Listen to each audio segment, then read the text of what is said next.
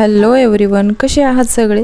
तर सगळ्यांना सगळ्यात आधी श्री स्वामी समर्थ आणि सगळ्यांना गुड मॉर्निंग वर का, कारण हा सकाळचा व्हिडिओ आहे जो शूट करते आहे नाश्त्याचा. तर आहे बघा, नेमकी आत्ता मम्मीचा फोन आला मला आणि आज तुम्हाला थंबनेलवरून कळलंच असेल की आज जायचं आहे माहेरी. आणि मम्मीच्या इथे जरा आता भावाचं लग्न ठरलं आहे, तुम्हाला माहितीच आहे. त्याच्यामुळे आता जरा थोडं साफसफाई वगैरे करायची आहे. आणि तिचं काय झालं आहे की सगळंच अंगावर पडल्यामुळे ना जरा थोडासा तिला त्रास पण होतो, बीपीचा पण त्रास आहे मम्मीला. त्याच्यामुळे आता संध्याकाळची सुद्धा तिला बीपीची गोळी चालू झालेली आहे. त्याच्यामुळे बऱ्याचशा गोष्टी आहेत ना, त्या थोड्याशा मलासुद्धा हेल्प कराव्या लागतात. जेव्हापासून नाही का, जेव्हा वडील वारले ना, तेव्हापासून आईने सगळं सांभाळलेलं आहे. आणि आमचं शिक्षण वगैरे सगळं जे काय आहे, माझं लग्न आणि आता भावाचं लग्न, या जी तर फरफट होते आहे ना, त्या गोष्टीमुळे तिला आहे ना जरा थोडा त्रास पण होतो आहे. जो बीपीचा त्रास तिला चालू झाला आणि संध्याकाळची सुद्धा बीपीची गोळी तिला चालू झाली. त्याच्यामुळे काय होतं, आता खूप थकवा आला आणि तिचं रिटायरमेंट पण झालेलं आहे ना. त्याच्यामुळे माणूस आहे ना आयुष्यामध्ये खूप स्ट्रगल करता करता खूप थकून जातो. त्याच्या आयुष्यामध्ये ना असे उमेद राहत नाही कोणत्या गोष्टीची, पण तरीसुद्धा एक खूप अशी मोठी उमेद घेऊन जी सगळ्या गोष्टी पार पाडते ना आपली आई, त्या गोष्टीच आपण घेऊन चालायच्या असतात. आणि आपल्याही आयुष्यात आपण त्याच गोष्टी घेऊन पुढे स्ट्रगल कसा केला आपल्या आईने, ह्याच गोष्टी धरून आपणसुद्धा आपल्या आयुष्यामध्ये स्ट्रगल करायचा असतो. ही गोष्ट आपण एक मुलगी म्हणून आपण ध्यानात ठेवावी असं मला तरी वाटतं. आणि जे काही आहे ना, जे आता ते सगळं काही ना आई आणि भाऊच मॅनेज करतो. बाकी कुणाची साथ नसते, हे खरं आहे. आपल्या अडचणीमध्ये कोणी धावून येत नसतं. असो, तर मला जायचं आहे माहेरी आज आणि दुपारी 2 वाजेपर्यंत निघायचं आहे. त्याच्यामुळे मग मी काय म्हटलं, त्यांना नाश्ताच करावा. चिऊ पण स्कूलवर नाही, कारण तिचं स्कूल काही बुडवलं नाही आणि चैतू पण स्कूलला गेलेला आहे. त्याच्यामुळे म्हटलं एक जरा चीज पराठे करून ठेवते. आणि मी काय फक्त सकाळी जो टिफिनला चिऊच्या पप्पांना जो टिफिन केला त्याच्यामधली एक पोळी फक्त मला बास होईल, कारण तिथे घरी गेल्यावर पण मम्मी काय मला जेवल्याशिवाय सोडणार नाही, तसं खाच म्हणेल. तर इथे मी चीज करायला घेतला आणि मुलांना तुम्हाला खरं सांगू का, खरंच खूप छान आहे हा चीज पराठा. तुम्ही करून बघा ऐन वेळेला किंवा टिफिनला असं घाई असेल, गडबड असेल, तर हा चीज पराठा छान लागतो. तर काय फक्त आपली पोळी लाटायची, त्याला आपलं पिझ्झा टॉपिंगचा सॉस लावायचा आहे. आणि तुम्हाला वाटलं तर चायनीजचा सॉस जो आहे ना आपला, शेजवान चटणीचा, तो सॉस लावा किंवा मग टोमॅटो सॉस जराने खूपच आंबट होईल त्याने. आणि नंतर मग त्याच्यावर थोडीशी कोथिंबीर वगैरे टाका, थोडंसं आपला चाट मसाला वगैरे, जिरा पावडर वगैरे टाकायची आहे.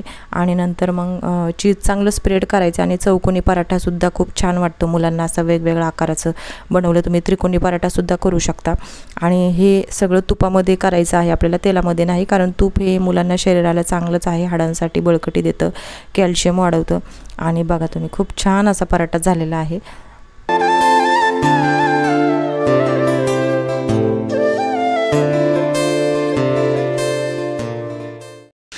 तर पराठा आहे ना मी नेहमीच करून देत असते, जेव्हा घाई असेल किंवा नाश्ता वगैरे असेल, तर खूपच पौष्टिक राहतो हा मुलांना पराठा.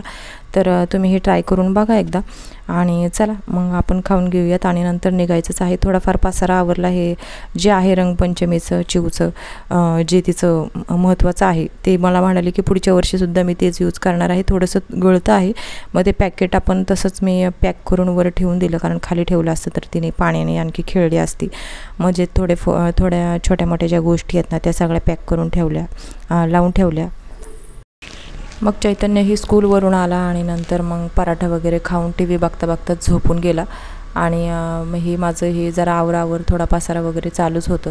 आता हे दोघांचे कप्पे वगैरे आवरायचे होते मात्र, तर ते म्हटलं आता मी नंतरच आवरेन. कारण आपल्याला कसं असतं ना, हे सासरचं घर आणि माहेरचं घर मॅनेज करणं म्हणजे खूपच कसरत होऊन जाते.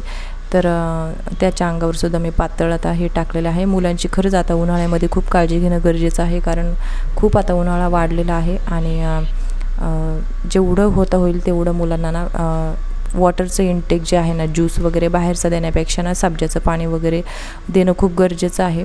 आणि इथं मी म्हटलं की चिऊच्या पप्पांची जी ट्रॅक पॅन्ट आहे ना, त्याला इलास्टिक लावून घ्यायची होती.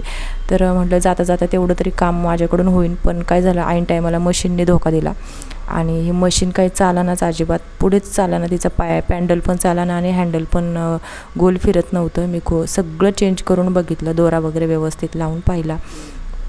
नंतर ऑइलिंग करून बघितलं, पण नाही, ती हालतच नव्हती जागची. इतका त्रास झाला ना मला मशीनचा.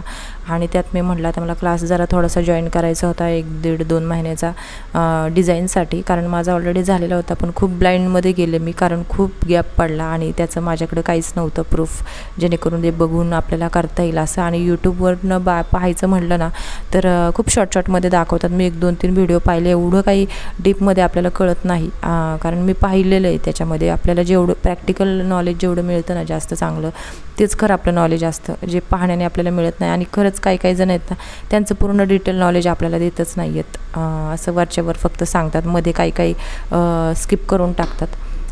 तर इथे मशीनने मला इतका मोठा धोका दिला ना, शेवटी त्यांची पॅन्ट राहिलीच करायची, इलॅस्टिक लावायची.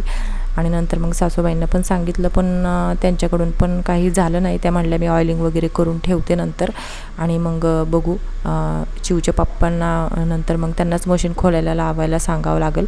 आणि नंतर मग इथून गेलो आम्ही रेशनिंगच्या दुकानात, जायचं होतं, KYC करायचं होतं, ते करून घेतलं. आणि नाही का नंतर मग आता सगळ्या लग्नाच्या ज्या गोष्टी आहेत ना त्या भाच्याबरोबर क्लिअर करायला बसला. सगळं कार्यालयाचं वगैरे दाखवत होता भाऊ. भाच्याबरोबरच मी इकडे आले, त्यांनीच मला सोडवलं आईकडे.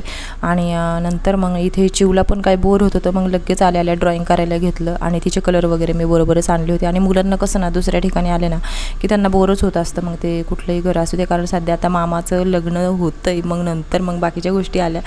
आणि चला तर मग आजचा व्हिडिओ मी इथेच थांबवते. पहिला दिवस हा आईच्या घरचा. तर चला, व्हिडिओ कसा वाटला कमेंट करून नक्की सांगा. चॅनलवर नवीन असेल तर सबस्क्राईब करा. तोपर्यंत बाय.